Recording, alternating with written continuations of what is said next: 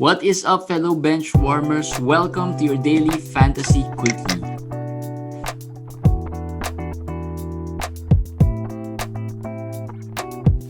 Hey guys, it's Judgment Day of week 19, second to the last week of the season, of the fantasy season as well. And how are your teams? I'm sure Komish is pretty happy with what happened today. I'm just not sure if he was able to focus on other things today except the NBA because it was a nail biter in one of our leagues. It was a nail biter, yeah. And and pretty much a lot of teams also had nail biter finishes, even the FBW leagues. Charles Koo, who won, needed a last minute 3-point or a last minute steal from Mikal Bridges to win him the. He did. He won. He won. Okay, that's great. That's great. But it was a come from behind. He was down, I think, 7 3-pointers from yesterday. And he was able to win the 3-pointers, and then to seal it off, he was able to win the steal. So yeah, we'll post the finalist for the FBW leagues. Unfortunately for me, I lost. So this is what happened. Day of story. Okay, go. Let's talk about it for a bit. Yesterday I was up by around 10 assists. I was thinking if I should sit down some of my players because I was only down by a few turnovers. I think three turnovers, if I'm not mistaken. Around that number. And then so I played Trevor Ariza and Kemba. That's the disadvantage of, they had an early game, so I didn't sit them. And I was also thinking Kemba would give me assists. So Kemba gave me 6 assists, which is not bad. But he also gave me 4 turnovers. That probably killed me. And then I sat all my players after that.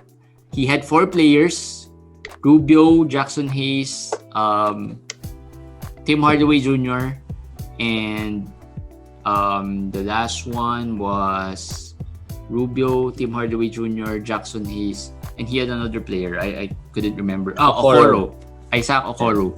So I only needed them to commit 2 turnovers. They committed 1. So there you go. I lost assist. We finished 4-4. You finished 4-4? Yep. Because Okoro committed 1 turnover. So the turnovers were tied. Okay. So it was 4-4. Yep, 4-4, and he was the second seed, so he won that matchup. Yes. Yeah, that's how it goes. Everything is close, and as I said, the feeling you guys had today, why we play fantasy basketball, and sometimes it goes well, sometimes it doesn't. Like today, I really did not expect to come back from that series that Jeremy was saying. Because to tell you the story, I was already down by 4%, 0.04 or 0.04 before the last game of the slate, which was Phoenix and the Lakers.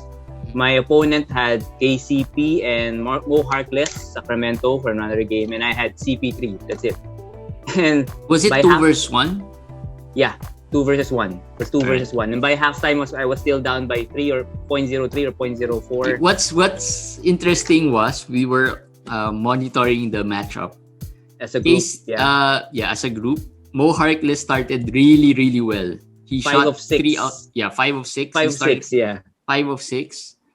And I was thinking, no way he'd probably miss more because it was a lopsided game anyway, so he might not shoot. He doesn't shoot that much usually, right? Yes. He shot 12 attempts today. Yes. He had 12 attempts, and that's really not the normal Mo Harkless field goal attempts, right? So we didn't expect him to shoot that much. And at the start of the third quarter, the game was a blowout. Yeah. At the start of the third quarter, around 9-minute mark, he got his 4th foul. He was rested.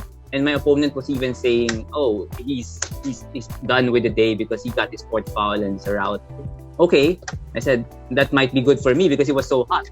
And then in the fourth quarter, he was suddenly inserted. He missed 3 straight shots. And then, after missing 3 shots, he was removed. And then rested for the rest of the game. And then, because of those 3 shots, we became tied. And then CP3 got hot. Took over, got hot. And then I won. CP3 started not good, right? He didn't start off well. And the funny thing is, okay, I was up by 0.03 because of CP3. He had KCP. He still had KCP, right? They're playing against each other. And then CP3 missed 2 straight shots the last few seconds. Yeah. And then the last shot he missed was a no-bearing shot. He missed it. So I was up by 0.01. KCP got the rebound and went down looking for a fast break. And it was done. The game was done. He could have easily took the layup. What he did, after he passed the half-court mark, he stopped. And then shook hands with everybody and it was over. So, I mean, I could feel the. That's how the it is, right? But I feel for my opponent because I know he doesn't win as much and he really wanted to win. He doesn't care, but today he really cared. He was messaging me the whole week. He wanted to win this bad. So I kind of feel bad also to lose that way. That way is really the worst thing to lose. And imagine the roller coaster as well in terms of, we were talking about it, the roller coaster of events that happened, right? We were talking about it and we were saying at around, the game was 10, right? Yes. And prior to that, we were thinking he should have sat Mo Harkless or KCP, either one of them maybe. He would have won. He would have won. He would have won. Yeah. We were talking about it and he said, I think we thought that it was best that he sat them, right? If he sat them, we already knew he would have won. Well, we don't really know that, right? We don't really know that. But the chances were pretty high because we didn't trust Harkless and KCP to shoot well, right? You would have thought that, yes. And actually, I made a lot of mistakes here. To be honest about it, I still had one move left for this week. And I always say, so this is not a way to do it. This is first time I'm gonna say it. I had a move. I could have picked up Terrence Davis or Mo Wagner today to help me. I decided not to, and I decided to make a move for next week, next week's finals. Not that I'm looking down on my opponent. No, but I just felt. But I could understand that move as well. but if I lost, that would really come back to haunt me. I was looking at the stats of Mo Wagner and Terrence Davis the whole day. And Terrence Davis played so well. He was 7 of 8 from the free throw. We were close also in the free throw. Yeah. He shot 7 of 8. So if I picked up Terrence Davis, I would have won easily because of the free throw. But again, you wouldn't really know that, right? I mean, yes, but the point is, we always say that you leave it all for this week. Next week is another week. But sometimes it's just so hard because I was ahead 5-4. I was thinking, I think I can sneak these out without adding another player. So that's what I did. Could have been a bad move, but I guess I got lucky. Not gonna do that again though. I've seen a lot of posts and a lot of messages wherein it was really close for a lot of managers. And what's interesting is CP3 has been part of these close matches. The way I've seen last week, last time, right? My finals, it was also CP3. CP3, yes. CP3 was involved in that. So either you love him or hate him, I guess, at this point. CP3. Yeah. So I guess that's how fantasy goes. And I'm sure maybe only 10% of people are left playing fantasy.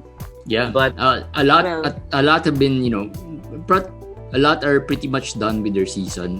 But there are still probably a number who extended it to week 20, like some of our leagues. Us. Yes, right, like us, and probably we won't do it again, especially in the FBW leagues, because I think that extending it to that final week is a stretch. But like we said yesterday, stretching it gives a little that move closed the gap between a top seed team and a bottom seed. That's true. That's right? true. Because the rest are in effect, right? And if we might have started a little, well, they started the resting earlier as well. So I think it would just close the gap even more. There was week. just too many tanking teams this year.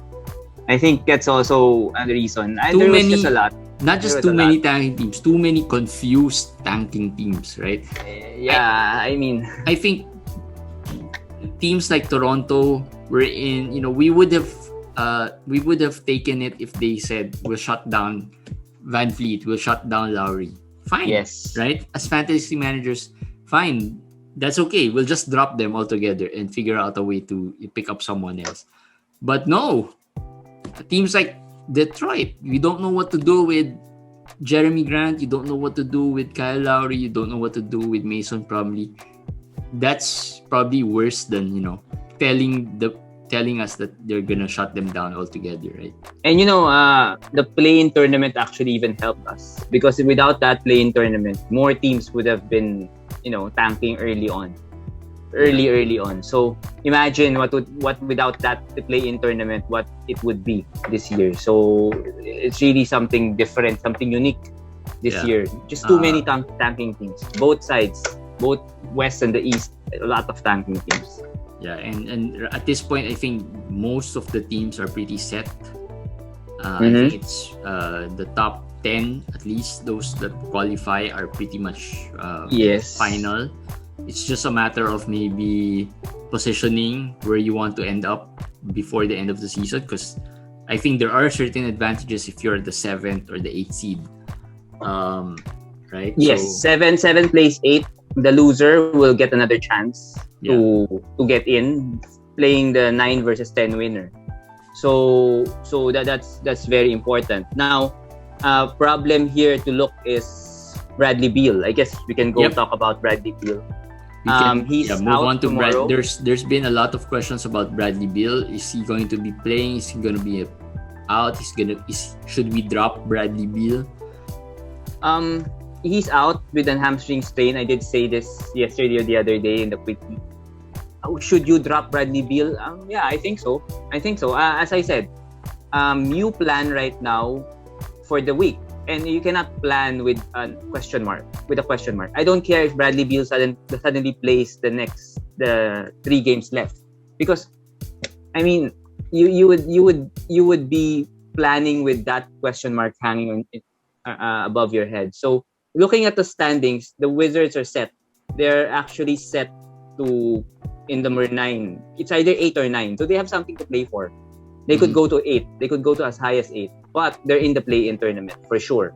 Yeah. And the fact that Bradley Beal will miss tomorrow's game means it must be something, right? The injury must be bad enough for him to rest in a very crucial stretch. So I'd rather go and drop him at this point, if you ask me. I don't know about Jeremy, but for me, I'm torn, because I would wait to see if he'll play the second game. That's the time I drop him. Yeah. But then again, in hindsight, basing it from the league I lost today, I did not drop KPJ early enough.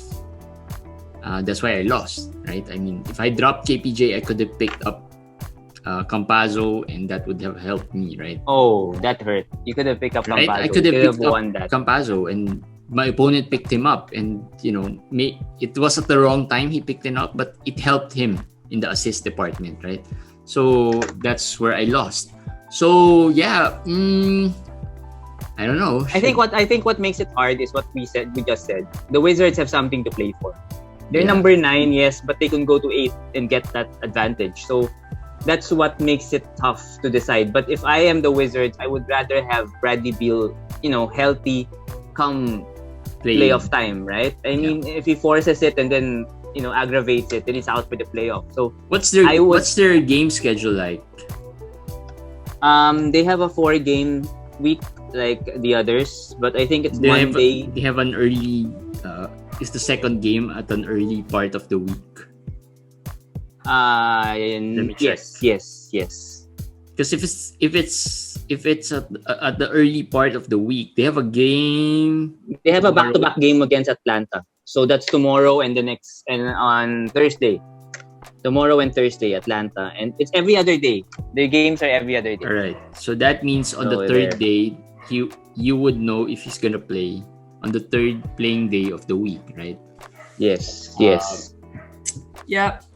I'm still dropping him. I'm still dropping Brogdon. I'm dropping Fred Van Vliet. I think Brogdon, for example, OG. is an easier drop than Bradley Beal. Actually, yeah. My Imagine thing this. is they're Imagine IL this. eligible. This is what's stopping me from saying drop him now.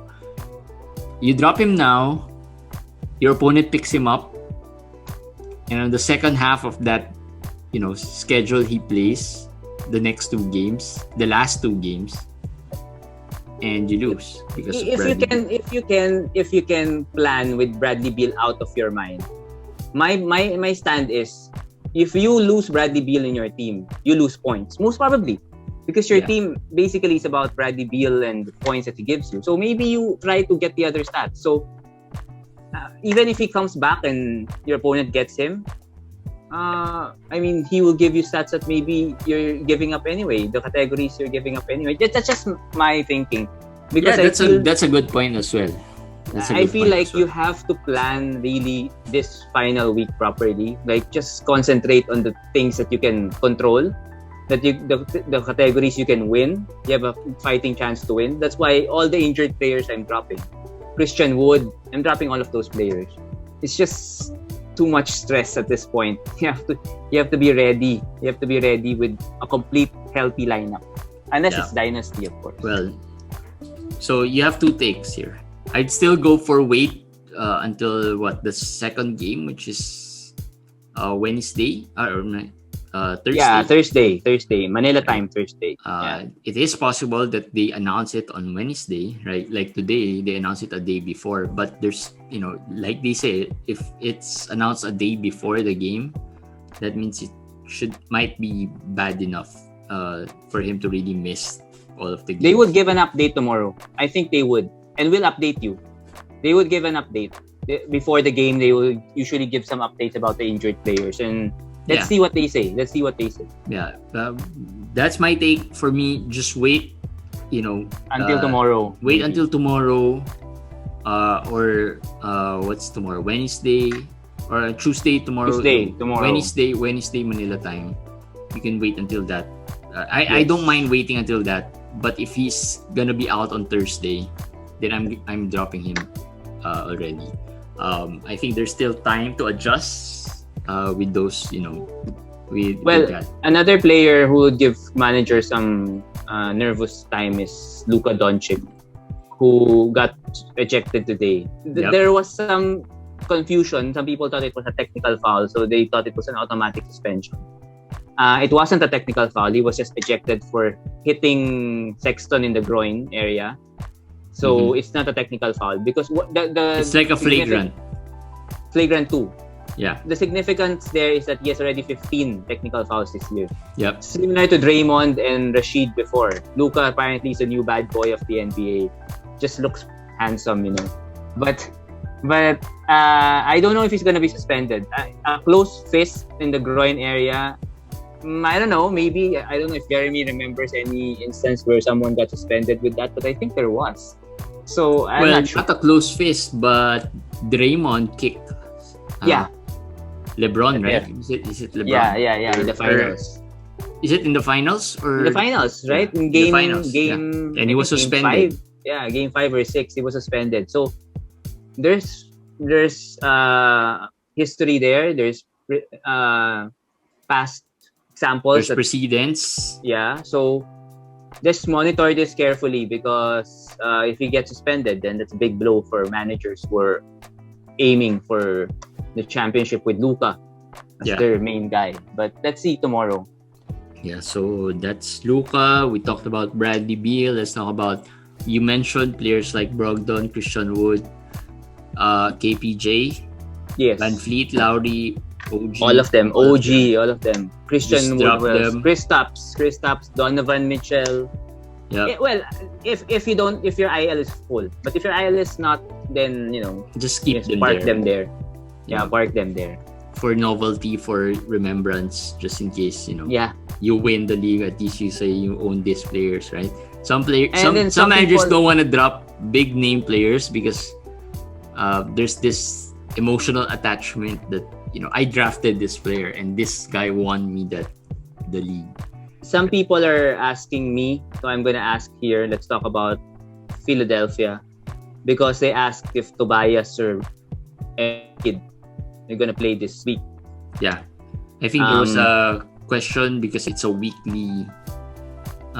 Yes, and setup. some other people actually asked me about that also. I think he'll play 2 games this week. I'm guessing.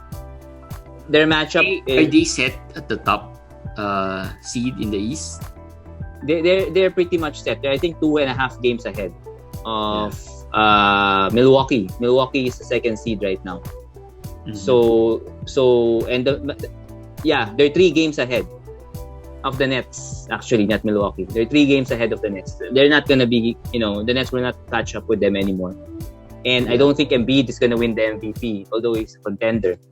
So I think the first game at Indiana, he plays that. They have a back-to-back, Miami, Orlando. I doubt he plays both. And then their last game is Orlando in a meaningless game. The chances of them playing that is also very, very, very slim. So, Yeah. be very worried. Embiid is probably Embiid. I would think he'll rest a few games. I'm not sure if you're willing to risk it, especially if you're in a weekly setup. Even you may Ben want Simmons. to see who the other team is playing as well. Yeah. He might be playing someone who's also a risky choice, right? Yes. Match up the risk of having Embiid there, but it really depends on the lineup of both teams. But most likely the chances of him playing all of those games is really zero. Slim. Yes. Not even slim. I would say it's zero. I don't think he plays all of them. If you get 3 games from Embiid, you'll be lucky. You have to be happy already.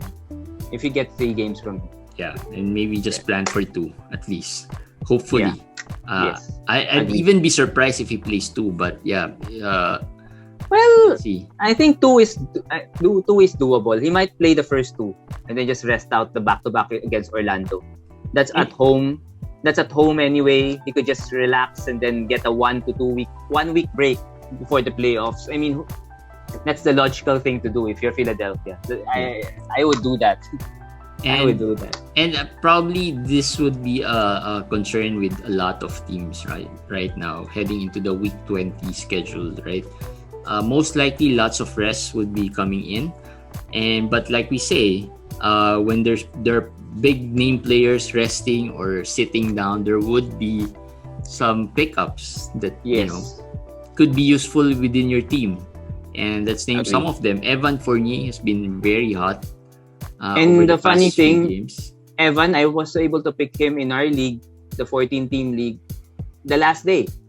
So even if he was this hot, he was available in a 14-team, 15 roster league at the last day of the semis. So just check your waiver wires. You never know who's there. Evan is very hot. Yep, he is, and he has been.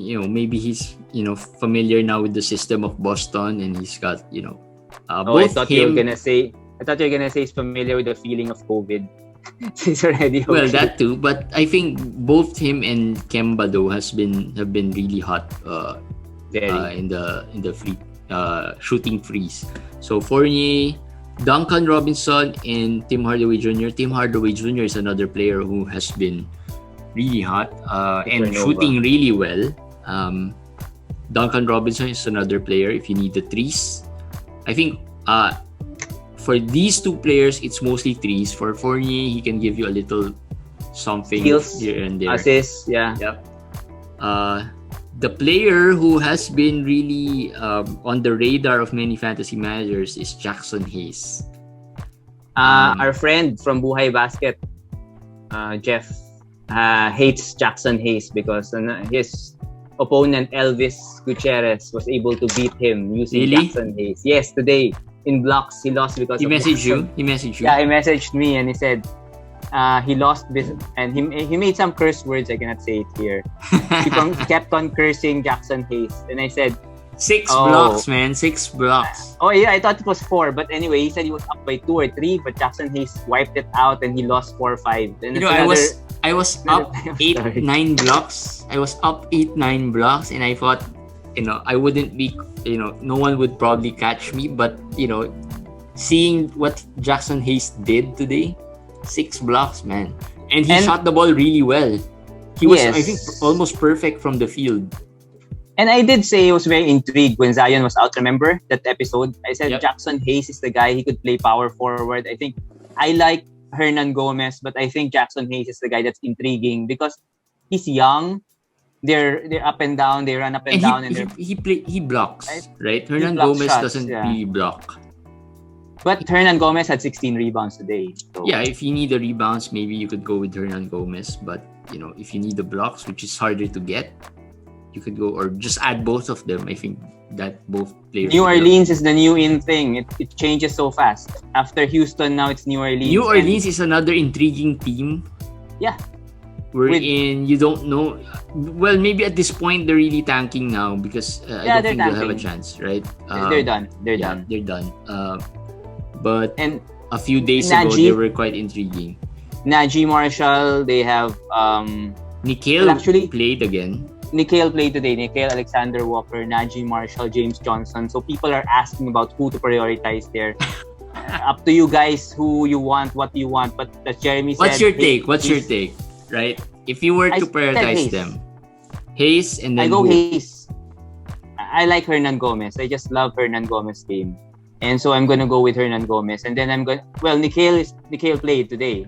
Now, Nickeil Alexander Walker. So I'm going to go Nickeil Alexander Walker over James Johnson. Are you not worried about Nickeil sitting some games? Yeah, but I don't know. He just came back, so I guess they're gonna try to play him the rest of the way. I just feel like James Johnson could be the safer choice than Nickeil. Actually, Johnson has a history of suddenly disappearing in some games. Yeah, well, he's like a Trevor Ariza type of player. Yes, but he's good. And he can give you a lot of things, but on some days he could really give you nothing. Well, actually, looking at the standings, they actually have a chance to get to the 10th spot. So they're what? How many? They're 11th and they're just 1.5 games behind. So it's close. Yeah, it's close. Yeah, it's close, and that's why it's quite intriguing as well if they're still gonna play Brandon Ingram. I think Zion is totally out of it because Zion is out. Yeah, I think the only question is Brandon Ingram if he's gonna still play because they haven't really ruled him out, right? What's your take? Of the season, Brandon Ingram. Yeah, a lot of people are asking Brandon Ingram also. Just drop him, Brandon Ingram. Drop. I mean, he's unlike Beal though. It's harder with Beal because Beal is your top player, right? I mean, first round player, right? So it's harder to drop him altogether than Brandon Ingram. But Brandon Ingram easy, just drop him. Imagine if you drop Brandon Ingram and just maybe pick up if you want Fournier. Fournier probably was close to Brandon Ingram's numbers, except for the assist maybe. Yeah.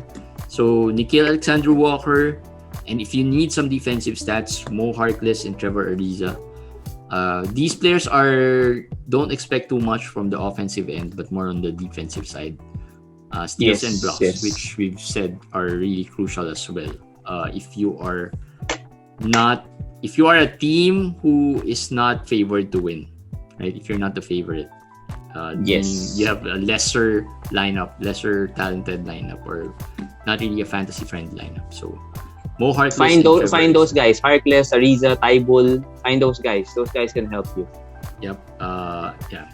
Yeah, that's it, guys. And week 20, we are heading into the final week. And I hope it would be an exciting week as well. I've seen a lot of comments that you should not be playing fantasy anymore at this point, but hey, it's still fun. Well, it's a blessing to be playing until this week. That means we did good, right? and it's still fun, right? It even like imagine the games this week, right? The whole week it was what quiet, very quiet. It's like nothing's happening, right? Everyone's just chill. There was no panic. There was no frenzy. But on the last day, right, it's still exciting. This time next week, it's gonna be different chaos. I said that all 30 teams will play next week. All 30 teams will play next week at 12 a.m. You see? And again, no one will sleep. I've really learned a lot about, the advantages and disadvantages of having early games. Like today, it was an early game. It was harder to decide who to sit, who to play. And we're at that level already in our fantasy gameplay, wherein we talk about those things, right? Hardcore gameplay. But yeah, it's been a learning process for us as well. So yeah, that's it for Daily Fantasy Quickie. If you are wondering about the weekly, we're gonna have it tomorrow. We're gonna record it tomorrow. So we'll talk about the playoffs tomorrow, and maybe release it on Wednesday for you guys to listen to, something to listen to as you midweek, just to chill and relax and just talk about the NBA. And we'll see you again tomorrow for another Daily Fantasy Quickie. Bye, guys.